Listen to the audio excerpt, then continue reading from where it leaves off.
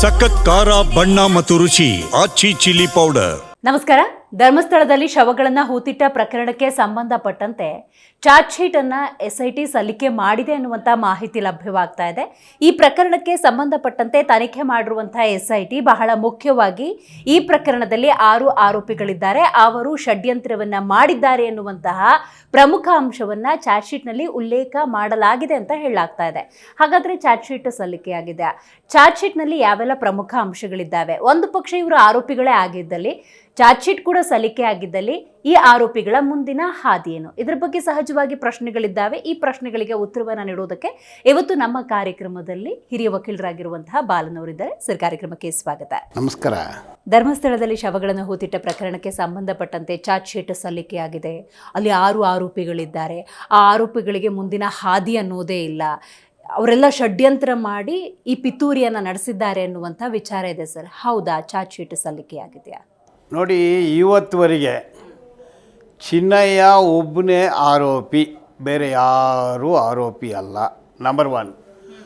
Number 2, ಬೇರೆ ಯಾರನ್ನೋ ಆರೋಪಿ ಎಂದು ತೋರಿಸಿಲ್ಲ. ನಂಬರ್ 3, ಧರ್ಮಸ್ಥಳ ಅಧಿಕಾರಿಗಳು, ಧರ್ಮಸ್ಥಳಕ್ಕೆ ಸಂಬಂಧಪಟ್ಟವರು ಯಾರಿಗೂ ನಿರಪರಾಧಿ ಎಂದು ಯಾರಿಗೂ ಕ್ಲೀನ್ ಶೀಟ್ ಕೊಟ್ಟಿಲ್ಲ. ಓಕೆ. ಚಾರ್ಜ್ ಶೀಟು ಈಗ ಆಯ್ಕೆ ಇಲ್ಲ. ಆಯ್ತಂದು ಕೆಲವು ಮೀಡಿಯಾದಲ್ಲಿ ಹೋಗ್ತಾ ಇದೆ. ಅದು ಬುರುಡೆ ಗ್ಯಾಂಗು, ಬುರುಡೆ news, roll call gang, roll call news ಎಲ್ಲ ನಡೀತಾ ಇದೆ. ಒಂದು ಮಾತ್ರ ಸತ್ಯ, ತನಿಖೆ ನಡೀತಾ ಇದೆ.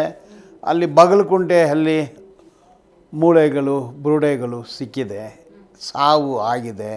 74 ಜನ ಸತ್ತಿದ್ದಾರೆ, 424 ಜನ ಬೇರೆ ಸತ್ತಿದ್ದಾರೆ. ಸೊ 74 ಸಾವು ಡಾಕ್ಯುಮೆಂಟೆಡ್ ಸಾವು. ಇದ್ರ ಬಗ್ಗೆ ತನಿಖೆ ನಡೀತಾನೆ ಇದೆ. ಯಾರಿಗೂ good sheet, bad sheet, charge sheet, chit, nothing is happen. ಇದೆಲ್ಲ ಸುಳ್ಳು, ಫೇಕ್ ನ್ಯೂಸ್ ಅಂತೀನಿ. Okay, right. ಒಂದು ಪಕ್ಷ ಸರ್, ಫೇಕೋ ಗೊತ್ತಿಲ್ಲ, ಬಟ್ ಈ ಚಾರ್ಜ್ ಶೀಟ್ ಸಲ್ಲಿಕೆಯಾಗಿ ಇದರಲ್ಲಿ ಪ್ರಕರಣದಲ್ಲಿ ಷಡ್ಯಂತ್ರ ಆಗಿದೆ, 6 ಆರೋಪಿಗಳಿದ್ದಾರೆ, ಇವರೇ ಪಿತೂರಿಯನ್ನ ಮಾಡಿದ್ರು ಅನ್ನುವಂಥದ್ದು ಏನಾದರೂ ಆದ್ರೆ ಅವರ ಮುಂದಿನ ಹಾದಿ ಏನಿರುತ್ತೆ? ನೋ, ಸಾಧ್ಯನೇ ಇಲ್ಲ. ಏನು ಪಿತೂರಿ, ಷಡ್ಯಂತ್ರ, ಕಾನ್ಸ್ಪಿರಸಿ ಅದೆಲ್ಲ ಏನೂ ಇಲ್ಲ. ಅಲ್ಲಿ ಸುಮಾರು 5 ಡಿಕೇಡಿಂದ 50 ವರ್ಷದಿಂದ ಕೊಲೆ, ಕಣ್ಣೀರು, ನೋವು, ಸಾವು, ಊತ ಹಾಕೋದು, ಅಪಹರಣ ಮಾಡೋದು, ಈ ಹಿಂಸಾಚಾರ, ಅತ್ಯಾಚಾರ, ಕೊಲೆಗಳು, ಇದೆಲ್ಲ ನಡೀತಾನೆ ಇದೆ. ಇಲ್ಲ ಅಂದ್ ಯಾರಾಗಲಿ ಹೇಳೋಕ್ಕಾಗತ್ತಾ? ಅದು ಹೆಂಗೆ SITನವರು ಸೌಜನ್ಯ ಸತ್ಯ ಇಲ್ಲ, ವೇದವಲ್ಲಿ ಸತ್ಯ ಇಲ್ಲ, ಮರ್ಡರ್ ಆಗಿಲ್ಲ ಅಂದ್ ಕೊಡೋಕ್ಕಾಗತ್ತಾ? ಸುಮಾರು ಊತ ಹಾಕಿದ್ದಾರೆ, ಅದೆಲ್ಲ ಸತ್ಯ ಇಲ್ಲ, ಅದೇನು ಆಕಾಶದಿಂದ ಬಂದ್ಬಿಟ್ರ? ನೋಡಿ, ಆ ಥರ ಇಲ್ಲ. ಈಗ ಯಾವ ವಿಸಿಲ್ ಬ್ಲೋವರ್ಸು ಹೆಸರೇ ಹೇಳ್ತೀನಿ ನಾನು.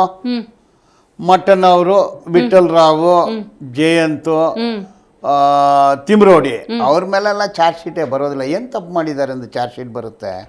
ಏನು ತಪ್ಪು ಮಾಡಿದ್ದೇನವರು? ಅವ್ರು ಕೊಲೆ ಪ್ರಕರಣದಲ್ಲಿ ಭಾಗಿಯಾಗಿದ್ದಾರ, ಅಪಹರಣ, ಊತ ಹಾಕೋದ್ರಲ್ಲಿ, ನ್ಯಾಯ ಕೇಳೋದ್ರಲ್ಲಿ ಹೋರಾಟ ಮಾಡಿದ್ದಾರೆ. ಸರಿಯಾದ ಹೋರಾಟನ, ಸರಿ ಇಲ್ಲದ ಹೋರಾಟನ, ಅದು ಬೇರೆ ವಿಚಾರ. ಈ ಪ್ರಕರಣದಲ್ಲಿ ಚಿನ್ನಯ್ಯ ಮಾತ್ರ ಆರೋಪಿ, ಉಳಿದವರು ಯಾರೂ ಅಲ್ಲ ಅನ್ನುವಂಥ ಕ್ಲಾರಿಟಿಯನ್ನ ಕೊಡ್ತಾ ಇದ್ದೀರಾ. ಹೌದು. ಉಳಿದ 5 ಮಂದಿಯನ್ನ ಚಾರ್ಜ್ ಶೀಟ್ ನಲ್ಲಿ ಉಲ್ಲೇಖ ಮಾಡಿ ಆರೋಪಿ ಅಂತ ಫಿಕ್ಸ್ ಮಾಡೋ ಚಾನ್ಸಸ್ ಇದೆಯಾ? ಹೆಂಗ್ ಮಾಡ್ತಾರೆ, ಏನಕ್ಕೆ ಮಾಡ್ತಾರೆ, ಯಾಕೆ ಅನ್ನೋದಕ್ಕೊಂದು ಸಣ್ಣ ವಿಚಾರ ನಾನು ಪ್ರಸ್ತಾಪ ಮಾಡೋದಾದ್ರೆ, ಚಿನ್ನಯ್ಯನನ್ನ ಒಬ್ಬ ಕೈಲಾಗದವನನ್ನ, ಆರ್ಥಿಕವಾಗಿ ಅಸಹಾಯಕತೆ ಹೊಂದಿದ್ದವನನ್ನ ಬಳಕೆ ಮಾಡಿಕೊಂಡ್ರು, ಅವನಿಗೆ ದುಡ್ಡು ಕೊಟ್ಟರು. ಸೊ ಇದೆಲ್ಲ ಷಡ್ಯಂತ್ರ ಅನ್ನುವಂಥ ಮಾಹಿತಿ ಬಂದರೆ ಆ ಥರ ಹೆಂಗೆ ಬರೋಕ್ಕಾಗತ್ತೆ? ಅವನೇನು ಚಿಕ್ಕ ಹುಡುಗನ, ಅವನು ಅಲ್ಲಿ ಕೆಲಸ ಮಾಡಿದ್ದಾನೆ, ಎಲ್ಲಿ ಕೆಲಸ ಮಾಡ್ದ, ಅವನು ಸಂಬಳ ಕೊಟ್ಟವ್ರು ಯಾರು, ಯಾಕೆ ಕೆಲಸ ಬಿಟ್ಟು ಹೋದ, ಅವನಿಗೆ ಊತ ಹಾಕಿದ್ದು ಹೆಸರುಗಳೆಲ್ಲ ಹೇಳಿದ್ದಾನೆ.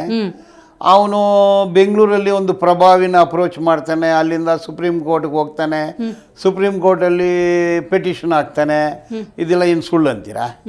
ಈಗ ಅವನ್ನ 4 ಜನ IPS ಆಫೀಸರ್ ತನಿಖೆ ಮಾಡಿದ್ದಾರೆ, ಇಂಟ್ರಾಗೇಟ್ ಮಾಡಿದ್ದಾರೆ, ನ್ಯಾಯಾಧೀಶರ ಮುಂದೆ ಹೇಳಿಕೆ ಕೊಟ್ಟಿದ್ದಾನೆ. ಇದೆಲ್ಲ ಏನು ಅವನು ಹೇಳೋಕ್ಕಾಗತ್ತಾ?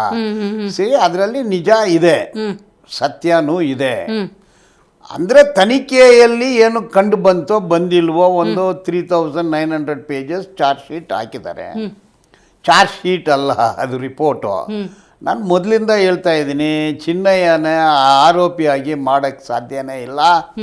ಅದು 211A BNSS ಅಲ್ಲಿ ಸರ್ಕಾರ ಅಧಿಕಾರಿಗಳು ಮಾತ್ರ ದೂರು ಕೊಡೋಕ್ಕಾಗುತ್ತೆ. FIR ರಿಜಿಸ್ಟರ್ ಮಾಡೋ ಅಧಿಕಾರ ಇಲ್ಲ. FIR ರಿಜಿಸ್ಟರ್ ಮಾಡಿದ್ದು ಕಾನೂನು ಬಾಹಿರ, ಕಾನೂನು ಉಲ್ಲಂಘನೆ. ಅದು ಅದ್ರ ಮೇಲೆ 183 ರಿಜಿಸ್ಟರ್ ಮಾಡಿದ್ದಾರೆ, ಅದು ಕೂಡ ಕಾನೂನಿನ ಬಾಹಿರ. ಇದೆಲ್ಲ ಯಾಕೆ ಮಾಡ್ತಾ ಇರೋ ಅನ್ನೋದು ಒಂದು ಕತೆ. ಆದರೆ ಯಾರಿಗೂ ಕ್ಲೀನ್ ಶೀಟ್ ಕೊಟ್ಟಿಲ್ಲ, ಯಾರು ನಿರಪರಾಧಿ ಎಂದು ಹೇಳಿಲ್ಲ, ಆರೋಪಿ ಎಂದು ಹೇಳಿಲ್ಲ. ನಿರಪರಾಧಿ ಆರೋಪಿ ಎಲ್ಲಿ ಬರುತ್ತೆ? ಅಲ್ಲಿ ನಡೆದಿರೋ ಅತ್ಯಾಚಾರ, ಹಿಂಸಾಚಾರ, ಕೊಲೆ, ಊತಾಕೋದು, ಅಪಹರಣ ಮಾಡೋದು, ಇದಕ್ಕೆ ಪರ ವಿರೋಧಿ ಅಂದಲ್ಲ. ಇವರು ಒಂದು ದೂರು ಕೊಟ್ಟಿದ್ದಾರೆ, ನಿಜನಾ ಸುಳ್ಳ ಅದು? ಕರೆಕ್ಟ್ ಅಷ್ಟೇ. ಈಗ ಕೇಸ್ ಯಾಕೆ ತಪ್ಪಾಗಿ ರಿಜಿಸ್ಟರ್ ಮಾಡಿದ್ರಿ? ಕೊಲೆ ಆಯ್ತು ಅಂದು ಕೊಟ್ರೆ ಕೊಲೆ ಕೇಸ್ ರಿಜಿಸ್ಟರ್ ಮಾಡಬೇಕು. ಊತ ಹಾಕಿದ್ದಾರೆ ಅಂದ್ರೆ ಊತ ಹಾಕಿರೋದಕ್ಕೆ ಕೇಸ್ ರಿಜಿಸ್ಟರ್ ಮಾಡಬೇಕು. ಅವರನ್ನೇ ಆರೋಪಿ. ಅದು ಯಾಕೆ 211A BNSS ಅಲ್ಲಿ ಹಾಕಿದ್ರು?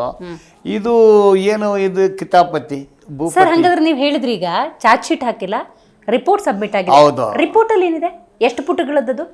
3900 ಪೇಜ್ ರಿಪೋರ್ಟ್ ಹಾಕಿದ್ದಾರೆ. ಏನಿದೆ ಸರ್ ಅದರಲ್ಲಿ? ಅದರಲ್ಲಿ ನಾನು ಓದಿಲ್ಲ. I should call speed A speed. ಅದ್ರಲ್ಲಿ ಏನೆಲ್ಲ ಮಾಡಿದ್ದಾರೆ ಅನ್ನೋದ್ರ ಬರ್ದಿದ್ದಾರೆ. ಡೇ 1 ಇಂದ ಡೇ ಎಲ್ಲೆಲ್ಲಿ ಹೋದ್ರು, ಏನು ಮಾಡಿದ್ರು, ಎಲ್ಲಿ ಹಗ್ಗ ತೆಗೆದ್ರು, ಏನು ಮೆಷಿನ್ ಯೂಸ್ ಮಾಡಿದ್ರು, ಏನೇನು ಅದೆಲ್ಲ ಹಾಕಿರ್ತಾರೆ. But clean sheet, charge sheet ಎರಡಿಲ್ಲ. ರೈಟ್. ತಪ್ಪು ಮಾಡಿರೋರಿಗೆ ಕ್ಲೀನ್ ಶೀಟು ಇಲ್ಲ, ದೂರು ಕೊಟ್ಟವ್ರ ಮೇಲೆ ಚಾರ್ಜ್ ಶೀಟು ಇಲ್ಲ, ಈ ಚಿಟ್ಟು ಇಲ್ಲ, ಈ ಶೀಟು ಇಲ್ಲ. 3900 ಪುಟಗಳ ಆ ರಿಪೋರ್ಟ್ನಲ್ಲಿ ಸರ್, ಚಿನ್ನಯ್ಯನನ್ನು ಹೊರತುಪಡಿಸಿ ಬೇರೆ ಉಳಿದ 5 ಹೆಸರುಗಳ ಉಲ್ಲೇಖ ಮಾಡಿದಾರಾ? ಅವ್ರ ಹೇಳಿಕೆಗಳು ತಗೊಂಡಿರ್ಬೋದು, ನನಗೆ ಗೊತ್ತಿಲ್ಲ. ತನಿಖೆ ಅಂದ್ರೆ ಏನು? ಸಂಬಂಧಪಟ್ಟವ್ರನ್ನೆಲ್ಲ ಕರೆದು ವಿಚಾರಣೆ ಮಾಡೋದು ತನಿಖೆ. ಯಾರನ್ನ ಬಂಧಿಸಬೇಕು ಅವ್ರನ್ನ ಬಂಧಿಸಬೇಕು, ಯಾರನ್ನ ವಶಪಡಿಸ್ಕೋಬೇಕು. ಅವ್ರು ಏನಾಗ್ಲೂ ಅವ್ರ ಹತ್ರ ವಸ್ತುಗಳಿದ್ರೆ ಅದನ್ನ ರಿಕವರಿ ಮಾಡಬೇಕು, ಪ್ರತಿಯೊಂದಿಗೆ PF ಹಾಕ್ಬೇಕು, ಮಹಸರ್ ಆಗಬೇಕು. ಆ ಥರ ತನಿಖೆಗಳು. ಸುಮ್ಮನೆ ಒಬ್ಬರನ್ನ ಸೇರ್ಸೋಕ್ಕಾಗಲ್ಲ, ಸುಮ್ಮನೆ ಒಬ್ಬರನ್ನ ಬಿಡುಗಡೆಕ್ಕೂ ಆಗೋದಿಲ್ಲ. ರೈಟ್. ಈಗ ಹೆಂಗಾಗಿದೆ ಅಂದರೆ ಸರ್ ಟಾಕು, ಧರ್ಮಸ್ಥಳದ ವಿರುದ್ಧ ಒಂದು ಗ್ಯಾಂಗ್ ಷಡ್ಯಂತ್ರ ಮಾಡಿತು. ಈಗಾಗಲೇ ನೋಡಿ ಮಹೇಶ್ ಶೆಟ್ಟಿ ತಿಮ್ರೋಡಿ ಗಡೀಪಾರು ಅಂತ ಹೇಳಿ ಆದೇಶ ಕೊಟ್ಟಿದ್ರು. ಮುಂದೇನಾದರೂ ಚಾರ್ಜ್ ಶೀಟ್ ಸಲ್ಲಿಕೆ ಆಯಿತು ಅನ್ನೋದಾದ್ರೆ ಖಂಡಿತವಾಗ್ಲೂ ಮುಂದಿನ ದಿನಗಳಲ್ಲಿ ಗಡೀಪಾರು ಚಾರ್ಜ್ ಶೀಟ್ ಸಲ್ಲಿಕೆ ಈ ಆರೋಪಿಗಳ ಚಾರ್ಜ್ ಶೀಟ್ ಅವ್ರು ಏನು ತಪ್ಪು ಮಾಡಿದ್ರು ಅವರೇ ಷಡ್ಯಂತ್ರವನ್ನ ಮಾಡಿ ಚಾರ್ಜ್ ಶೀಟ್ ಚಾರ್ಜ್ ಶೀಟ್ ಯಾಕೆ? ಕೊಲೆ ಮಾಡಿದ್ದಕ್ಕ, ರೇಪ್ ಮಾಡಿದ್ದಕ್ಕ, ಊತ ಹಾಕಿದ್ದಕ್ಕ, ಕಾಣೆ ಆಗಿದ್ದಾರೆ, ಅದಕ್ಕೆ ಏನು ಚಾರ್ಜ್ ಶೀಟು? ಈಗ ಪ್ರಾಣಗಳು ನ್ಯಾಯ ಕೇಳುತ್ತೆ, ಎನಗಲು ನ್ಯಾಯ ಕೇಳುತ್ತೆ, ನೊಂದವರು ನ್ಯಾಯ ಕೇಳ್ತಾರೆ. ನೊಂದವರು ಪ್ರಾಣಗಳು, ಜೀವಗಳು ಇವ್ರ ಹತ್ರ ನ್ಯಾಯ ಕೇಳ್ತಾ ಇಲ್ಲ. ನ್ಯಾಯ ಕೇಳೋದು ಯಾವನು ಕೊಂದಿದ್ದಾನೆ ಅವನ ಮೇಲೆ, ಅವನು ಯಾರಂದು ಇನ್ನು ಹೊರಗೆ ಬರಬೇಕಲ್ಲ. ಅದಕ್ಕೂ ಈ 4 ಜನ 5 ಜನ 6 ಜನಗೆ ಏನು ಸಂಬಂಧ? ಈಗ ಚಿನ್ನಯ್ಯ ಏನು ರೇಪ್ ಮಾಡಿದಾನ? ಕೆಲಸ ಮಾಡಿದಾನೆ. ಯಾರ ಹತ್ರ ಕೆಲಸ ಮಾಡ್ದ?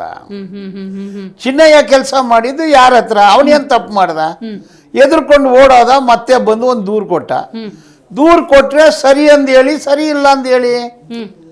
ಅದಕ್ಕೆ ಯಾಕೆ ಇಷ್ಟೊಂದು ಕಥೆಗಳು, ಕಥೆಗಳು? ಹಾಗಾದ್ರೆ ನೀವು ಹೇಳೋದು ಈ ಒಂದು ಧರ್ಮಸ್ಥಳದ ಪ್ರಕರಣ ಈ ಪ್ರಕರಣ ಇಟ್ಕೊಂಡು ಆಗಿರುವ ಇತರ ಎಲ್ಲ ಪ್ರಕರಣಗಳನ್ನ ಮಾಫಿ ಮಾಡೋ ಪ್ರಯತ್ನ ಏನಾದರೂ ಆಗ್ತಿದೆಯಾ? ಇಲ್ಲ. ಈಗ SITಗೆ ಬರೀ ತನಿಖೆ ಮಾತ್ರ ಅಲ್ಲ, ಹೌದು, ಪೊಲೀಸ್ ಸ್ಟೇಷನು ಅವ್ರು FIR ನೋಂದಣಿ ಮಾಡ್ಬೋದು. ಬಾಗಲಕೋಟೆಯಲ್ಲಿ 7 ಮೂಲೆಗಳು, ಬುರುಡೆಗಳು ಸಿಗಿದೆ. ಯಾರ್ದದು? ಅದೇನು ಆಕಾಶದಿಂದ ಬಂತ?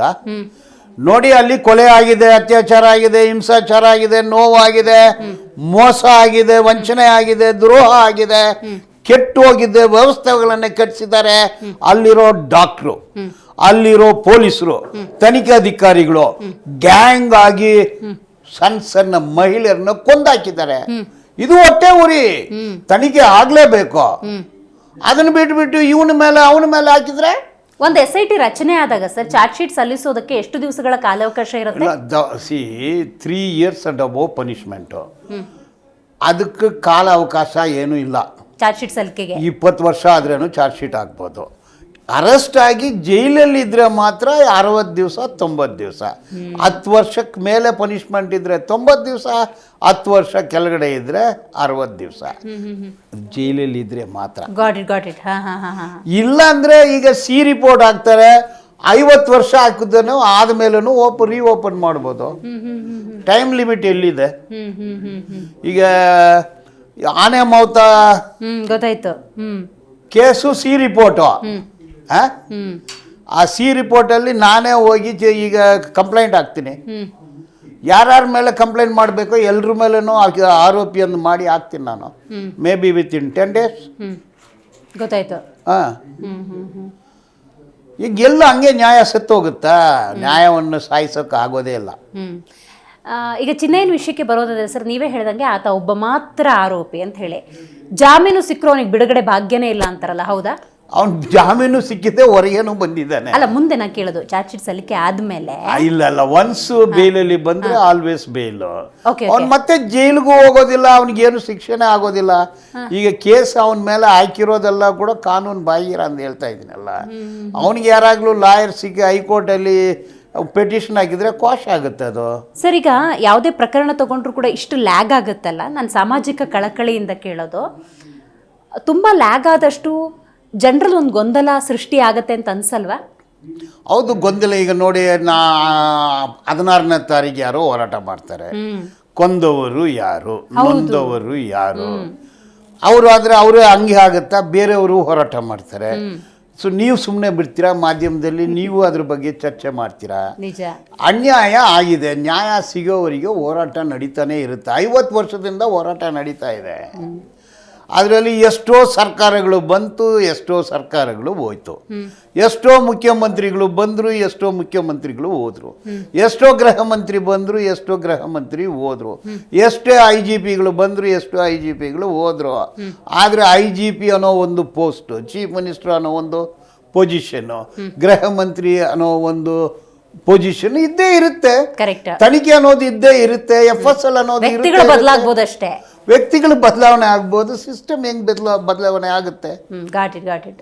ಸೊ ಹಂಗಾಗಿ ಆಶಾಭಾವನೆ ಇದೆ, ಮುಂದೊಂದು ದಿವಸ ನ್ಯಾಯ ಸಿಗುತ್ತೆ ಅಂತ ಹೇಳಿ. ಸಿಗ್ಲೇಬೇಕು, ಇಲ್ಲಾಂದ್ರೆ ಹೋರಾಟ ಕಂಟಿನ್ಯೂ ಆಗ್ತಾನೆ ಇರುತ್ತೆ, ಆಗುತ್ತೆ. ಅದು ಹೋರಾಟ ಬ್ಲಾಸ್ಟ್ ಆಗುತ್ತೆ, ಮತ್ತೆ ಕೂಲ್ ಆಗುತ್ತೆ, ಮತ್ತೆ ಬ್ಲಾಸ್ಟ್ ಆಗುತ್ತೆ, ಮತ್ತೆ ಕೂಲ್ ಆಗುತ್ತೆ. ಬಟ್ ಜನರ ಬಾಯಲ್ಲಿ ಮಾತ್ರ ಇದೆ. ಎಲ್ಲಿ ಹೋದ್ರೇನು ಏನಾಯ್ತು ಸೌಜನ್ಯ ಕೇಸು, ಏನಾಯ್ತು ಧರ್ಮಸ್ಥಳ ಕೇಸು, ಎಷ್ಟು ಜನಕ್ಕೆ ಅನ್ಯಾಯ ಆಯಿತು, ಏನು ನಡೀತಾ ಇದೆ, ಸರ್ಕಾರ ಸರಿ ಇಲ್ಲ, 50 ವರ್ಷದಿಂದ ನ್ಯಾಯ, ಇದು ಎಲ್ಲರೂ ಜನ ಮಾತಾಡ್ತಿದ್ದಾರೆ. ಪರವಿರೋಧ ಚರ್ಚೆ ಇರೋದ್ರಿಂದಾಗಿ ಸರ್ 2 ರೀತಿಯಲ್ಲಿ ಜನ ಯೋಚನೆ ಮಾಡ್ತಾರೆ. ಒಂದು, ಈ ಚಿನ್ನಯ್ಯ ಮತ್ತು ಗ್ಯಾಂಗ್ ಅಂತಾನೆ ಕರಿತೀನಿ ನಾನು, ಅವ್ರಿಗೆ ಸಂಬಂಧಪಟ್ಟ ಹಾಗೆ ಒಂದು ನ್ಯಾಯ ಕೇಳೋಕೆ ಹೋದ್ರು ಅವರನ್ನೇ ತಪ್ಪಿತಸ್ಥರನ್ನಾಗಿ ಮಾಡ್ತಿದ್ದಾರೆ, ಇದು ನ್ಯಾಯನ ಅಂತ ಒಂದಷ್ಟು ಜನ ಕೇಳ್ತಿದ್ದಾರೆ. ಇನ್ನೊಂದು ಭಾಗದಲ್ಲಿ ಧರ್ಮಸ್ಥಳ ಅನ್ನುವಂಥ ಧರ್ಮಸ್ಥಳ ಕ್ಷೇತ್ರದ ವಿರುದ್ಧ ಷಡ್ಯಂತ್ರ ಮಾಡಿದ್ರು, ಹಾಗಾಗಿ ಮುಂದೆ ಇಂಥ ಷಡ್ಯಂತ್ರ ಮಾಡೋದಂತ ತಪ್ಪಿಸ್ಬೇಕು, ಇನ್ಯಾವ ಧಾರ್ಮಿಕ ಕೇಂದ್ರಗಳು ಟಾರ್ಗೆಟ್ ಆಗಿದಾವ ಗೊತ್ತಲ್ಲ, ಹಿಂದೂ ಧರ್ಮದ ರಕ್ಷಣೆ, ದೇವಸ್ಥಾನಗಳ ರಕ್ಷಣೆ ಹಿಂದೂಗಳದ್ದೇ ಹೊಣೆ ಅಂತಿದ್ದಾರಲ್ಲ. ನೋಡಿ, ಸತ್ತಿರೋರು ಹಿಂದೂಗಳೇ, ತಿಮ್ರೋಡಿನೂ ಹಿಂದೂನೇ, ಮಟನ್ ಅವರು ಹಿಂದೂನೇ, ಇವರು ಎಲ್ಲ ಕೂಡ ಕರ್ನಾಟಕದವ್ರೆ. ಈಗ ತಿಮ್ರೋಡಿ ಬೆಳ್ತಂಗಡಿ ಅವನೇ, ಈಗ ವಿಠಲ್ ಹೆಗ್ಡೆ ಎಲ್ಲ ಆಕಾಶದಿಂದ ಬಂದಿಲ್ಲ, ಇವರೆಲ್ಲ ಹಿಂದೂಗಳೇ. ಅವರೇನು ದೇವಸ್ಥಾನ ವಿರೋಧ ಹೋರಾಟ ಮಾಡ್ತಾರೆ, ಅವ್ರ ನಂಬಿಕೆ ಅವ್ರವ್ರದ್ದು. ಕೊಲೆ ಆಗಿದೆ, ಅದಕ್ಕೆ ಪ್ರಾಣಗಳು ಹೋಗಿದೆ, ಹೆಣಗಳು ಬಿದ್ದಿದೆ, ಮಹಿಳೆಯರು ಅತ್ಯಾಚಾರ ಆಗಿದೆ, ಅದಕ್ಕೆ ನ್ಯಾಯ ಬೇಕಂತ ಕೇಳಿದರೆ ಅದು ದೇವಸ್ಥಾನ ವಿರೋಧನ? ಯಾಕೆ ತಿರುಪತಿ ವಿರೋಧ ನಾವು ಮಾತಾಡ್ತಾ ಇಲ್ಲ?